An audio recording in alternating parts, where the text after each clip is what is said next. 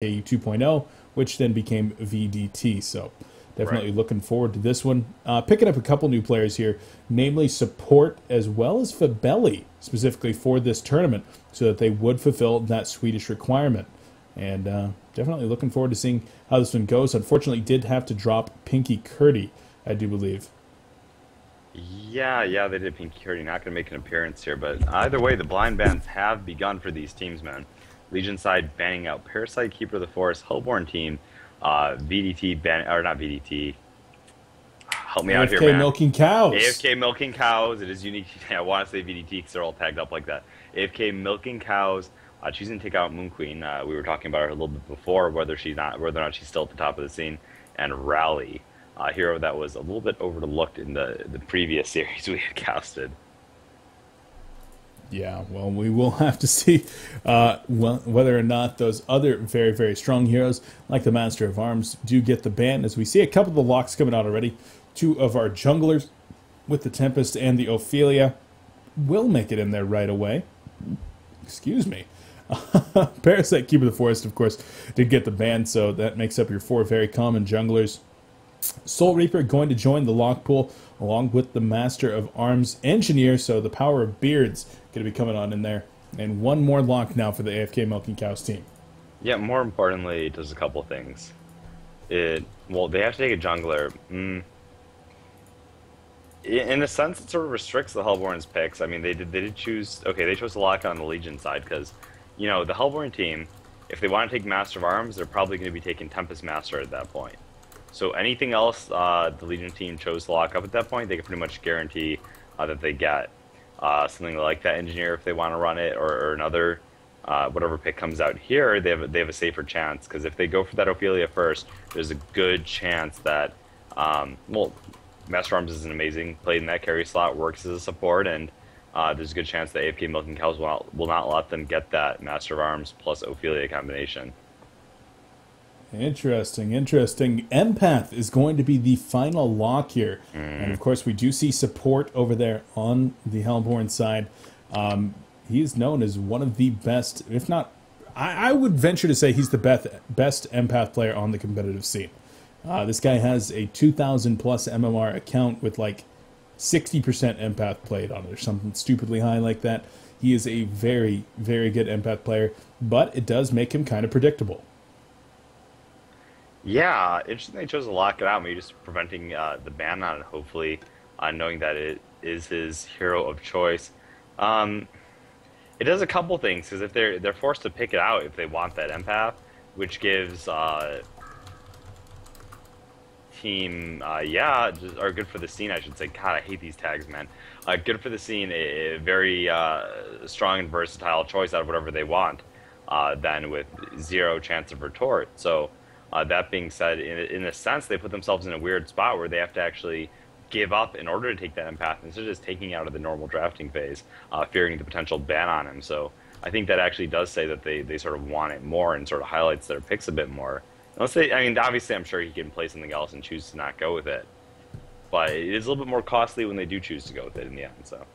Oh, absolutely. Well, we will see that one silhouette being shadow picked here by the entire Legion team. But as we do see these bans coming out, Tundra going to be taking out the Scout. Won't be seeing the Suicide Scout right now. Demented Shaman and Lodestone, a couple strong solos. The Flux that we've seen along with that Engineer combination gets removed. And then a top tier first choice Pebbles going to be banned out. So definitely seeing some more standard bans than we did see in that last game.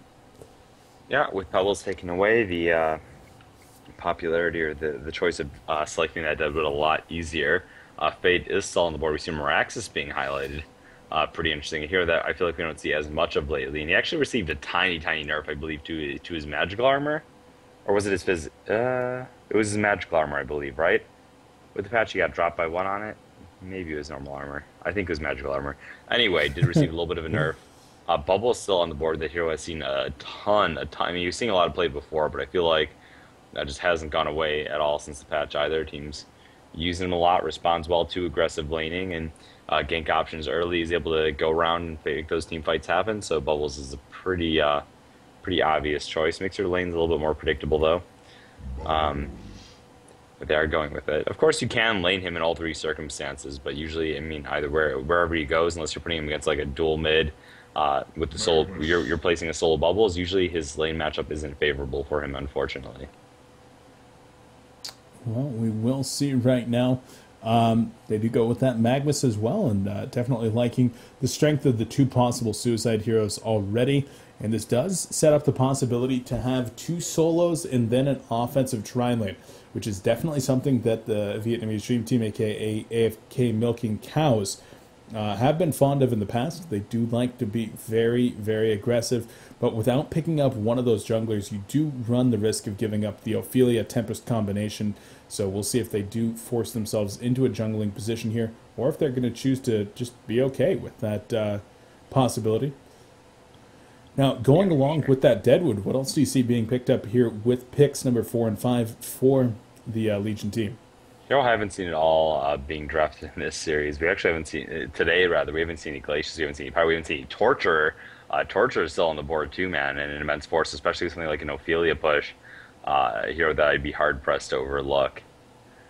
Aluna is see. There's the Pyro we were talking about. Yep. Aluna is also on the board if you're looking for more of a straight support here. But it looks like they're gonna be grabbing their support out of the lock pool, having their choice between Master of Arms, NG, or whoever if they do opt to pick up that empath.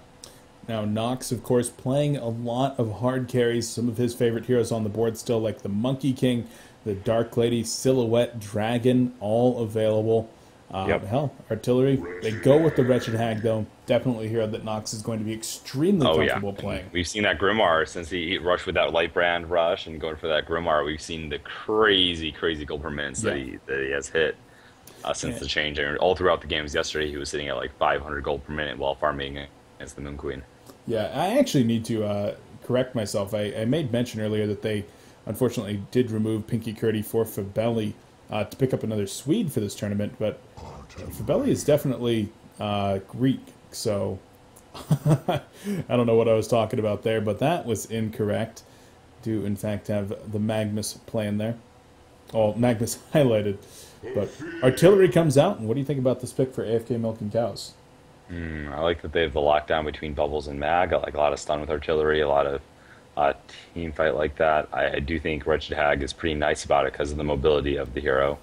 Other than that, just has to be careful, man. There's the Deadwood effect always on carry, so gonna want to give Master Arms a lane where he can really thrive, and he is pretty strong in that laning phase.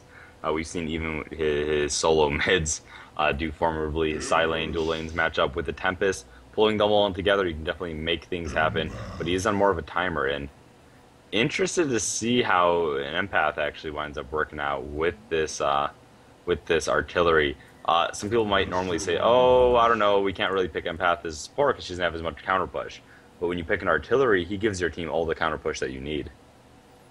Yeah, absolutely, and of course, the pushing power of this Legion team is relatively strong. They have great creep clearing potential between the Pyromancer nukes, the Wretched Hag nukes, the Master of Arms dropping that acid bomb, and of course the minions with Ophelia.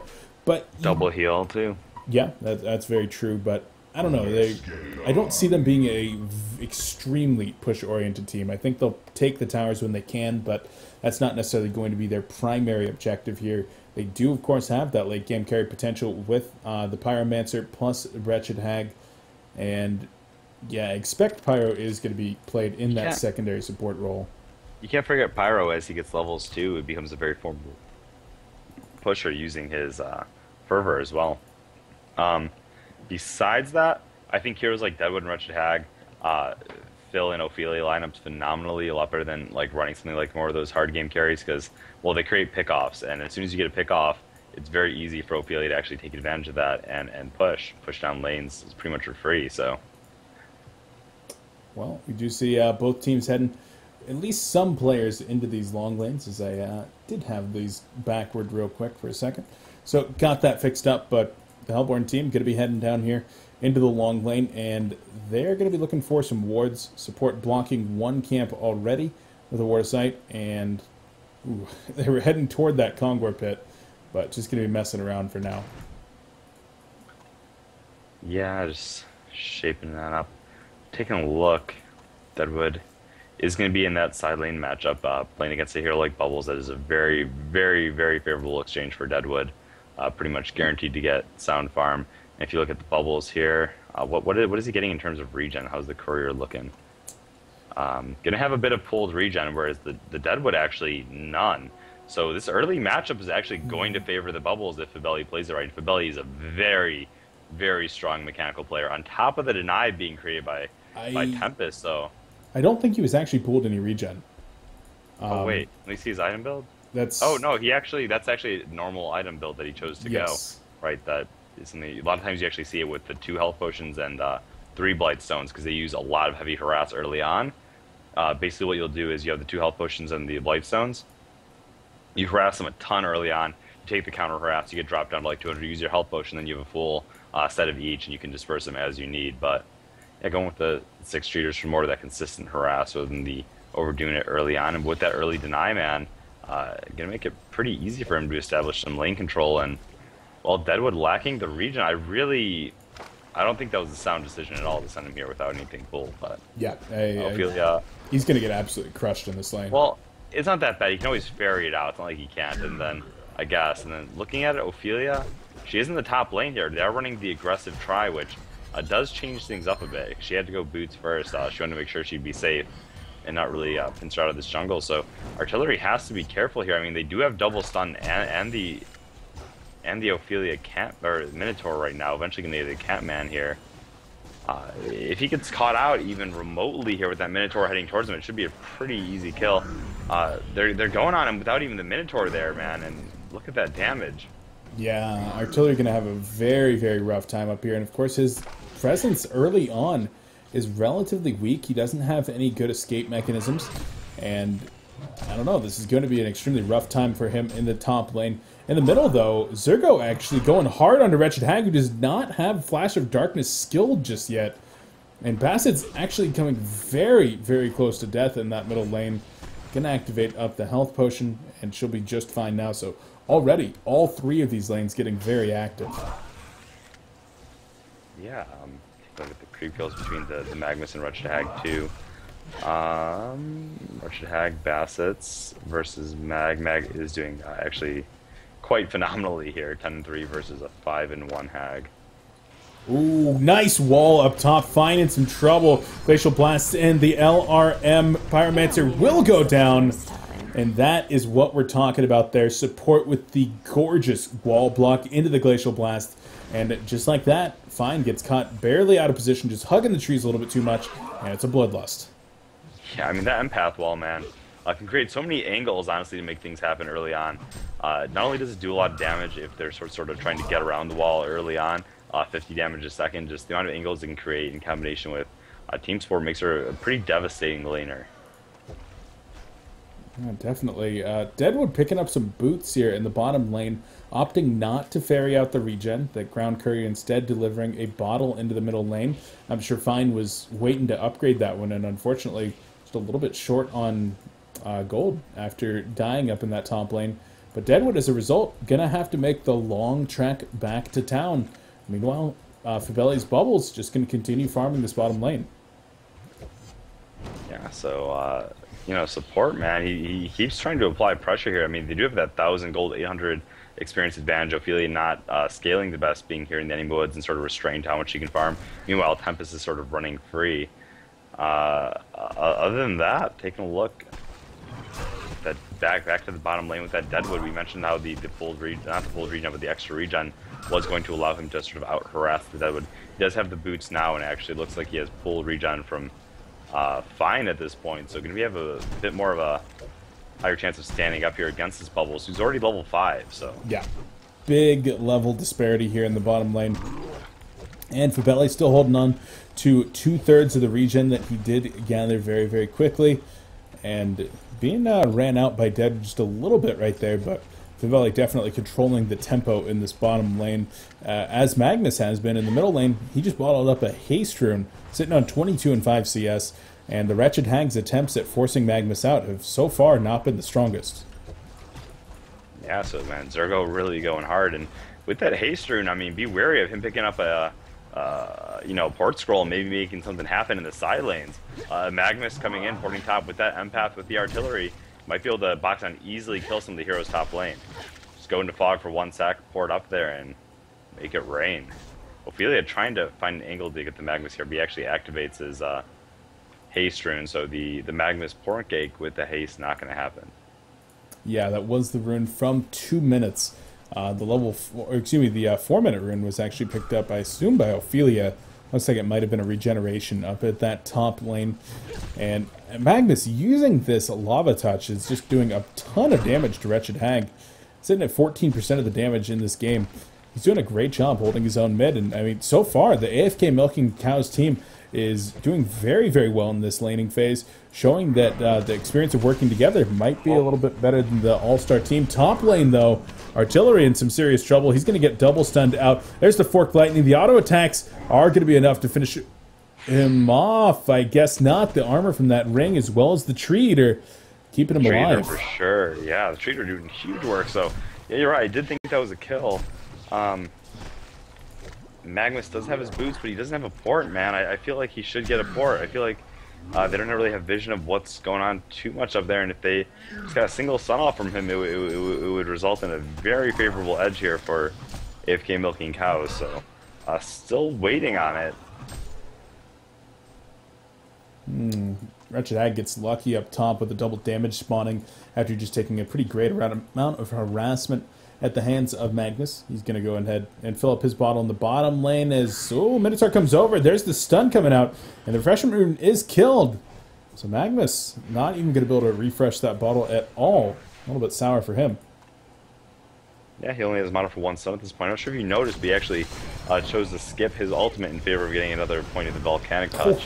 So he has two points of Volcanic Touch, 1 point in his Steam Bath, 1 point in his stun, so just pretty awkward. Meanwhile, yeah, watch the kill up in that top lane where we saw Empath come out of the jungle. Master of Arms not respecting the Empath, did in fact just go for, good kill in the bottom lane as well, as Bubbles just drops that kelp field, forced Edward into an awkward position and sniped him with the Shell Surf Song of the Sea. Overall, AFK Milking Cows is crushing this game right now. Yeah, man, I mean, Deadwood should do fine against the Bubbles. Just once again, not with the amount of regen that he had. He was forced to pull back early on, and that's very, very unfortunate. I mean, level 8 now. Level 8 now on Bubbles. Completely 377 gold per minute versus 180, 190. More gold being spent on port, so clearly Fabelli's having the time of his life. It is indeed. Right now we do have Artillery doing pretty well up in this top lane. He's farming at 291 gold per minute against the aggressive pseudo tri-lane. And he's exactly where he wants to be. But Fabelli, really a story. Like you said, that Bubbles doing very well, bulking up on stats. And Tempest still farming quite well himself at 250 gold per minute with 2 kill involvement. He's helping his team out. While Zergo is sitting on 300 GPM mid, finishing up Steam Boots, and of course we'll check the 8-minute rune top. Just gonna find a refreshment. Yeah, now that Ghost Marchers are actually picked up too on Artillery, it makes it very easy for him to get that safe CS, just providing a larger window combined with his bunker down of when he can actually last hit the creep, and also that additional range and the mobility. So just Pyromancer and Master no longer really have a way to kill this Artillery. And he has his ultimate now on top of it. They just have no way to reach him with those Ghost Marchers. So I'm going to do a good job keeping his positioning in check and just keeping up his farm. They're actually poking a little bit of harass and denies. Makes a mistake, but still look how far away Pyro was. Oh, that was not a mistake. That was 100% a bait right here. Another beautiful wall coming in. The Essence Link is there. Empath's going to wait until the last possible second to break it. Doesn't even need to. The Ninja Pee-wee going to get credit for that one. Actually, just Pee-wee, not Ninja Pee-wee anymore. I think it's been that way for a while. I'm actually crazy. Yeah, I know. Empath's in trouble, though. There's the Dragonfire. Phoenix Wave comes in. Bassett's assisting for that one. Fine gets credit for the kill. And the first kill now for Good for the Scene. Yeah, but it comes at a point where even outside the kills, they were just losing the lane matchups, you know? They were losing the jungle. Ophelia wasn't farming nearly as fast as Tempest. I mean, that's okay. You're expecting that because you're going aggressive to try to win your lane top, but they weren't really able to accomplish that as much as they would have liked Didn't really seem like they were pressing the issue so much or camping there with the Ophelia. She was trying to farm at the same time, even when she had a Minotaur. I would like to see her maybe try to box him out a little bit more.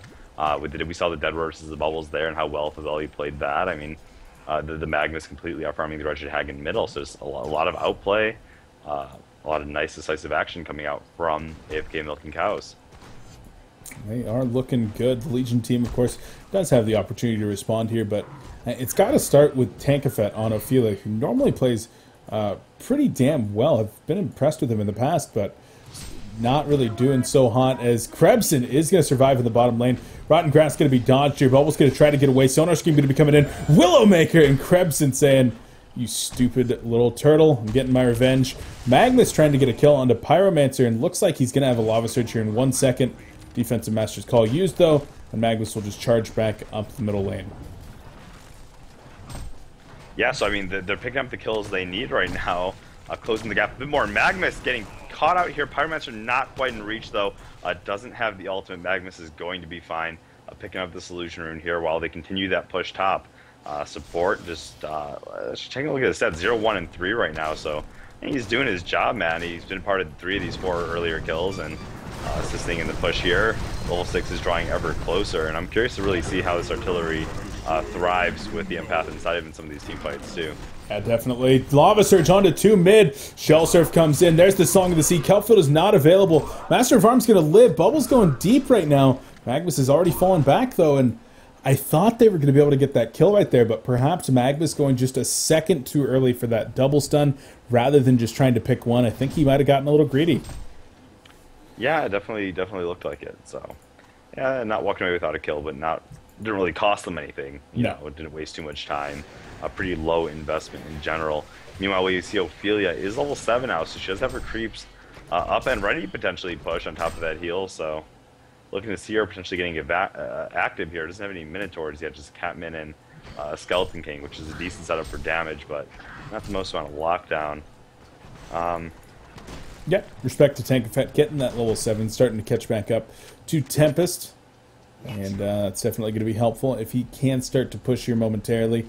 But, I mean, where are they going to push? I mean, mid lane, perhaps. The long lane bottom is what you would expect. Wherever the Ophelia is. But, I mean, Ophelia can't port her creeps around, so only place right now she can go is really in the easy lane here. Yeah, that and they actually rotated the Bubbles away from it. Bubbles trying to make some action happen. Hopefully, this invisible Magnus is not able to catch them. I mean, Pyromancer is still level 5. Oh, he's going to go for the double stun. Down. Oh, misses the stun, though. Zergo's got to get out of there. Charge shot is available, but not going to be used, knowing that the Steam Bath disjoint was possible, but it was actually on cooldown right there. So, could have actually gone for a turnaround kill onto that Magnus and would likely have been able to get it with the support of that Master of Arms, the Pyromancer, and even the Wretched Hag that was in the vicinity. But in the end, Zergo does not pay for his mistake.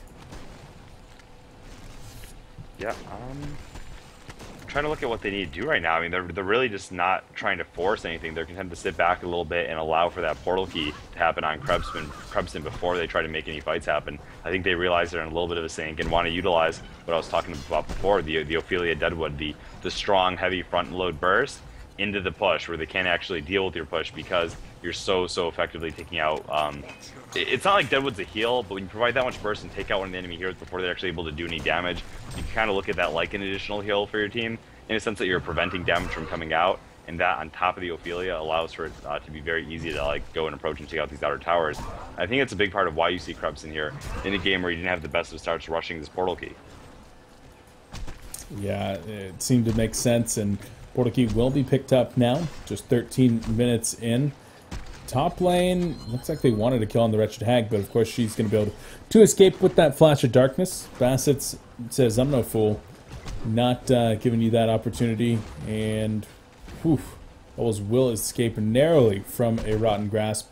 Skeleton King comes in here, and there's the lockdown, actually. Minotaurs, ooh, a little bit of stutter step there from Ophelia, and they might have been able to get that kill onto Bubbles. Unlikely, though. Right, so Krebson going to the side shop here to pick up that surprise portal key along with an Apprentice Rope. So he's going to have a little bit of extra mana as well. Not going to have to worry about falling out of his combo. I'm not sure if the Bubbles and Empath are completely keen to it. They must have seen the fact that he wasn't buying the Steam Boots and was probably going for more of that rush. If they were being perceptive, he's trying to dig up a little bit closer here. Bubble Shell Surf is down, so if Deadwood finds the angle here and is able to jump him, that could mean big things. Empath is level 6 now. Something else to keep in mind. She is, and of course Artillery does have the TP on him. Magnus just picked up a portal key as well, so this could be the site of a big fight in the bottom lane. Mag does rotate level 10, and starting to cut into those trees. As the next creep wave pushes up here in about the next 10 seconds, we could look to see an engagement.